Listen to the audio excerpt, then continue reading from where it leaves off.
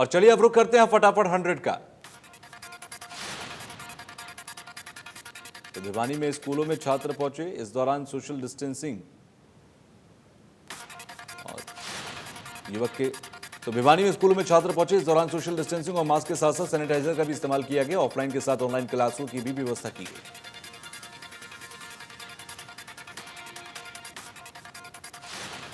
लंबे अंतराल के बाद स्कूलों की रौनक लौटी। गुरुग्राम में कोविड नियमों के तहत 9वीं से 12वीं तक के स्कूल खुले। माथे पर तिलक लगाकर टीचर्स ने छात्रों का किया स्वागत। लॉकडाउन के बाद खुले स्कूलों में पहले दिन छात्रों की संख्या कम रही। ऑनलाइन और ऑफलाइन की एक साथ पढ़ाई चल रही है। बसों और क्लास में सोशल डिस्टेंसिंग का खास ख्याल रखा जा रहा है। नए शिक्षा सत्र में 3 महीने से बंद पड़े स्कूल खुले। छात्र उत्साह के साथ स्कूल पहुंचे। स्कूल प्रबंधन की तरफ से बनाई गई कोविड प्रोटोकॉल कमेटी की देखरेख में छात्राओं के स्कूलों में एंट्री हुई। 750 छात्र संख्या वाले राजकीय कन्या स्कूल के अंदर 4 विंग बनाए गए हैं। 9 से 12 तक के ज्यादा संख्या होने की वजह से रोजाना 30% छात्राएं ही स्कूल आईं। एक बार फिर स्कूलों में बच्चे आना शुरू हो गए हैं। बोर्ड की तरफ से स्कूलों को निर्देश दिए गए कि सभी बच्चों की थर्मल स्कैनिंग और मास्क सुनिश्चित करें। सोनीपत के गांव शहजादपुर में राजकीय सीनियर सेकेंडरी स्कूल में बच्चों के स्कूल आने को लेकर काफी उत्साह नजर आया। स्कूल में छात्रों ने पौधारोपण किया और पहले दिन को उत्सव की तरह मनाया।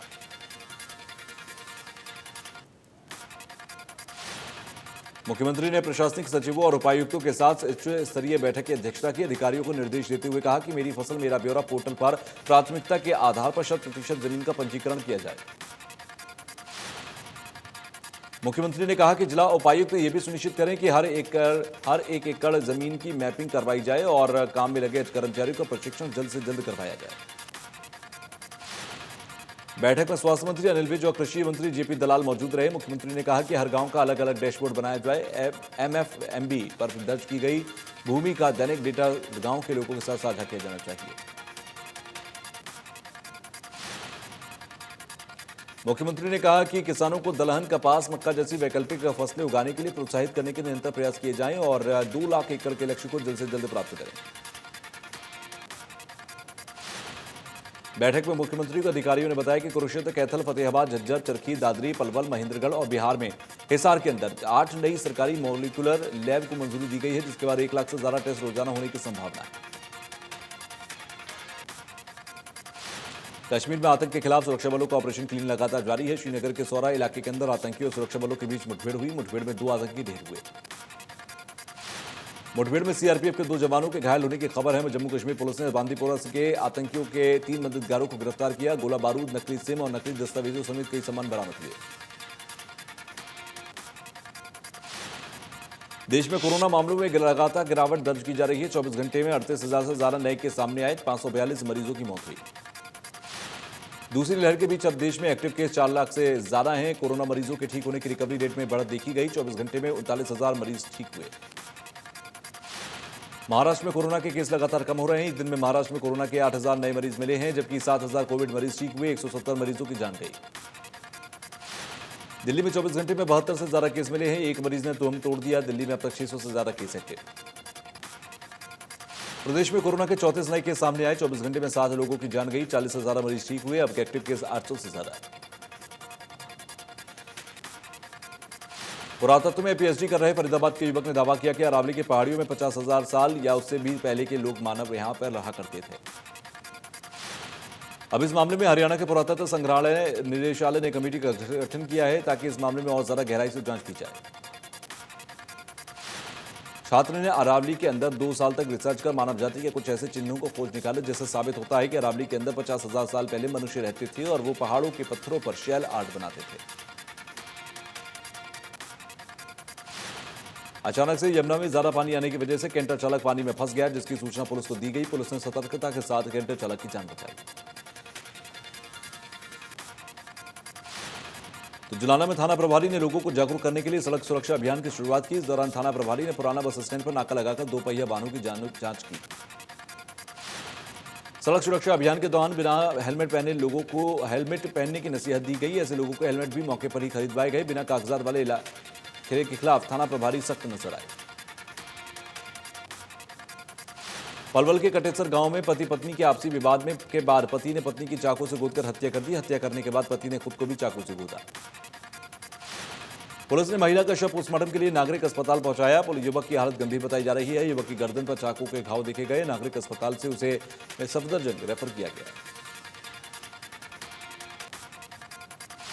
नेता विपक्ष भूपेंद्र हुड्डा सरकार से रोजगार को लेकर सवाल पूछ रहे हैं। उन्होंने कहा कि हरियाणा बेरोजगारी में नंबर 1 पर है। प्रदेश में सरकारी भर्तियां अटकी हुई हैं।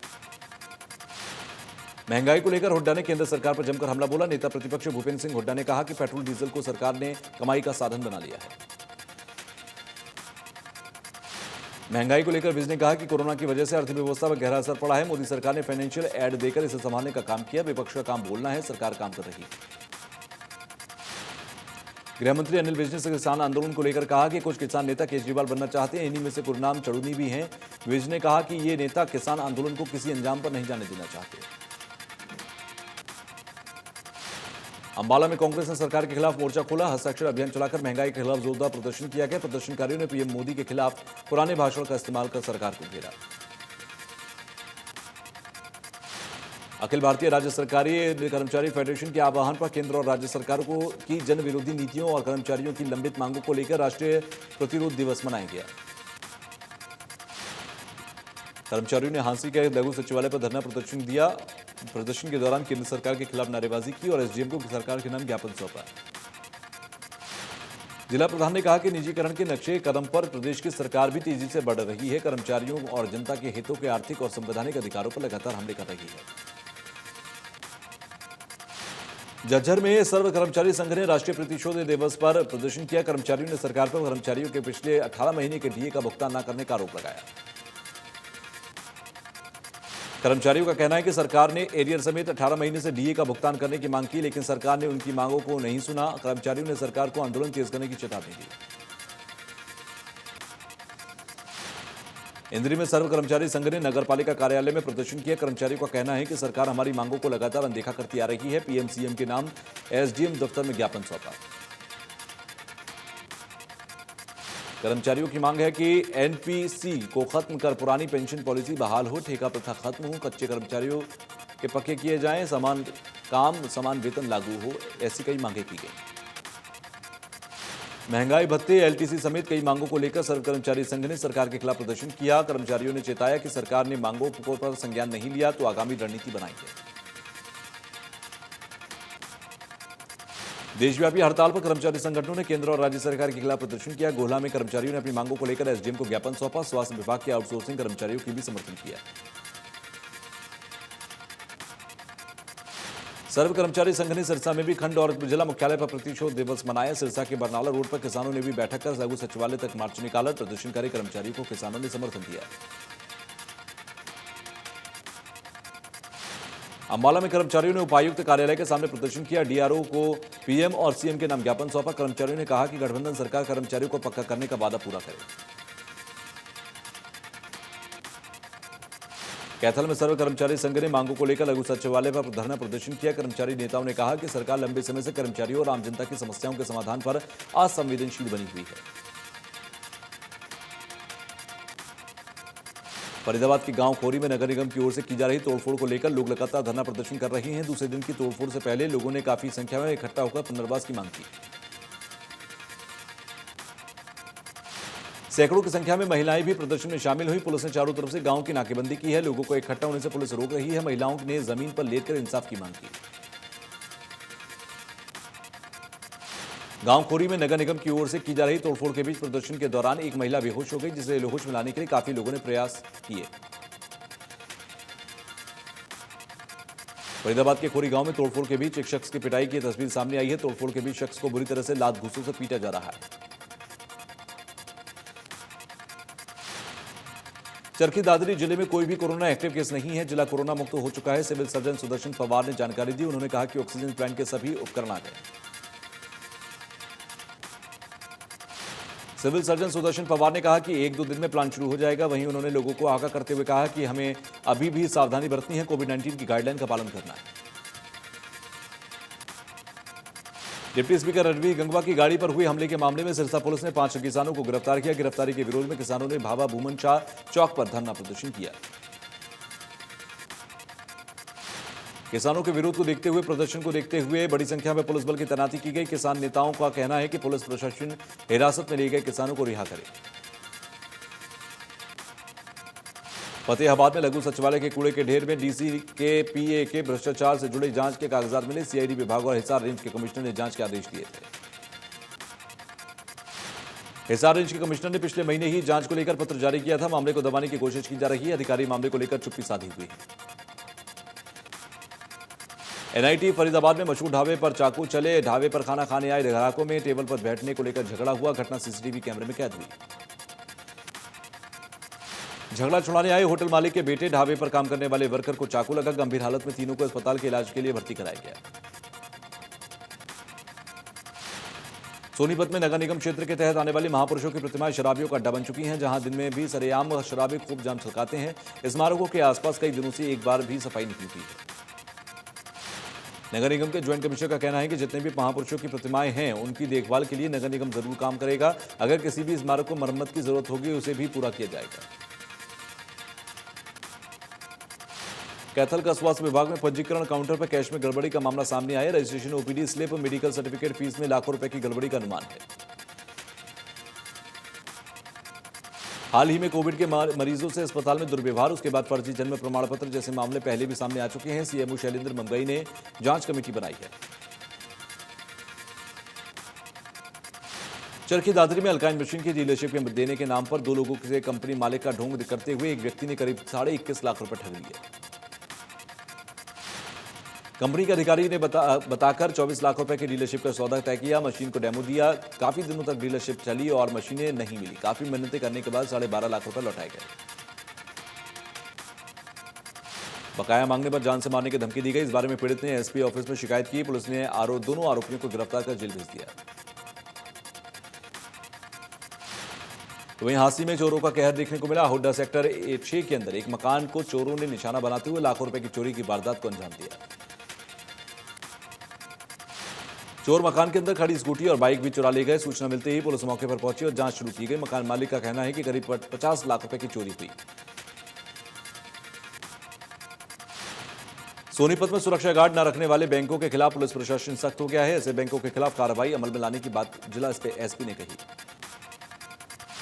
सोनीपत में बैंकों में बढ़ती लूटपाट, एटीएम से चोरी की वारदातों के पीछे बैंकों में सुरक्षा व्यवस्था मजबूत न होना एक बड़ा कारण बताया जा रहा है। जिले में कई ऐसे बैंक हैं जहां सुरक्षा गार्ड तैनात नहीं है।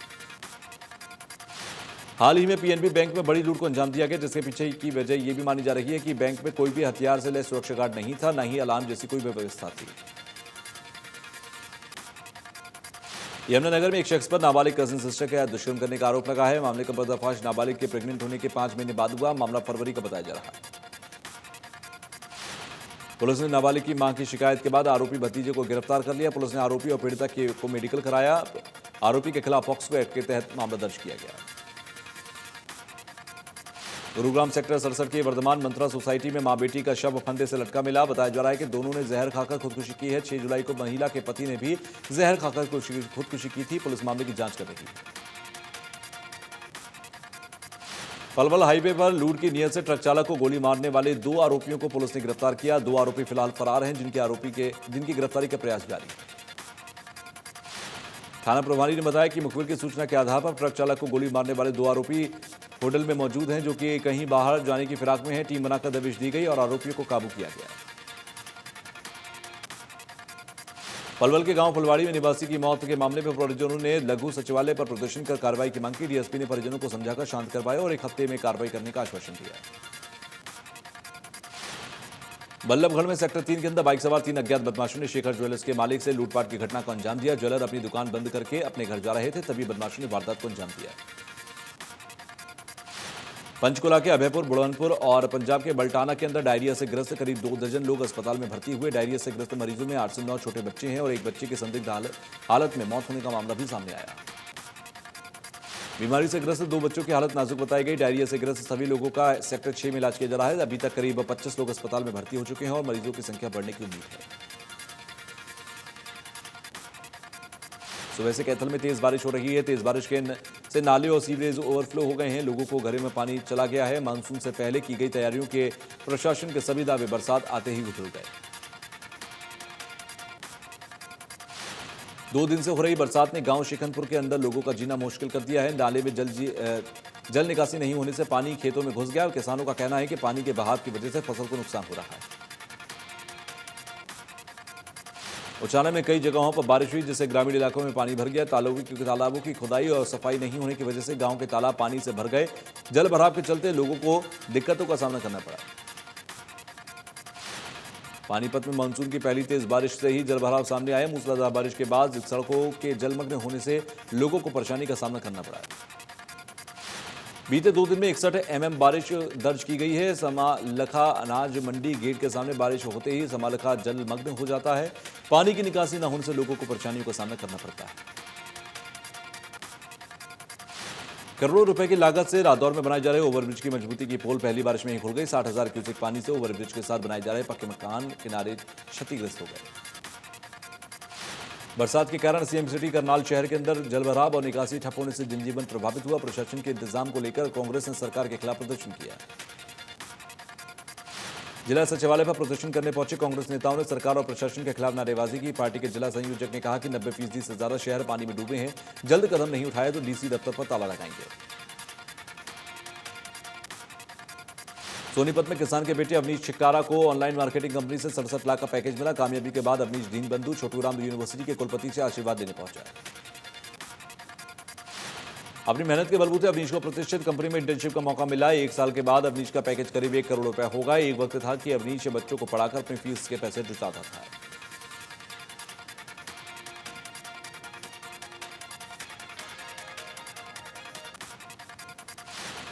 हिसार जिले के किनारा गांव के अंदर राजकीय वरिष्ठ माध्यमिक विद्यालय के प्रिंसिपल विनोद कुमार स्कूल खोलने की जानकारी देते नजर आए। उन्होंने कहा कि शिक्षा विभाग के नियमों के मुताबिक स्कूल खोलने की पूरी तैयारी है।